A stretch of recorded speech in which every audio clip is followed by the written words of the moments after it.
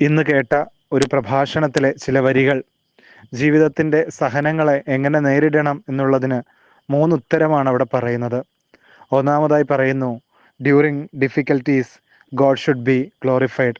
നമ്മുടെ ജീവിതത്തിൻ്റെ സഹന വഴികളിൽ ദൈവനാമം മഹത്വം എടുക്കണം.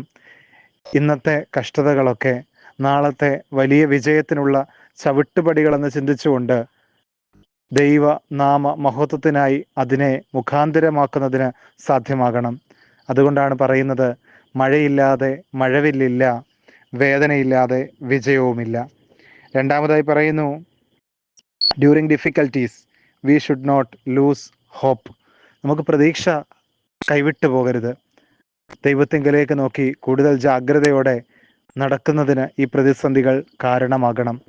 മൂന്നാമതായി പറയുന്നു, during difficulties God will provide. ദൈവം കരുതുമെന്ന വലിയ ചിന്താബോധ്യം നമ്മുടെ ഹൃദയങ്ങളിൽ ആഞ്ഞു പതിക്കുന്നതിന് ഇടയാകണം. അതുകൊണ്ടാണ് നാം ഇങ്ങനെ വായിക്കുന്നു, അതുകൊണ്ട് അവൻ തക്ക സമയത്ത് നമ്മെ ഉയർത്താൻ ദൈവത്തിൻ്റെ ബലമുള്ള കൈക്കീഴ് താണിരിപ്പിൻ. ദൈവത്തിൻ്റെ സമയത്ത്, അത് തക്ക സമയത്ത് ദൈവം നമ്മുടെ ജീവിതങ്ങളിൽ ഇടപെടും. ക്രിസ്തുവും കാട്ടിത്തന്നത് അത് തന്നെയാണ്. ജീവിതത്തിൻ്റെ സഹനങ്ങളുടെ നടുവിൽ ദൈവനാമം മഹത്വം എടുക്കട്ടെ. ആമേൻ.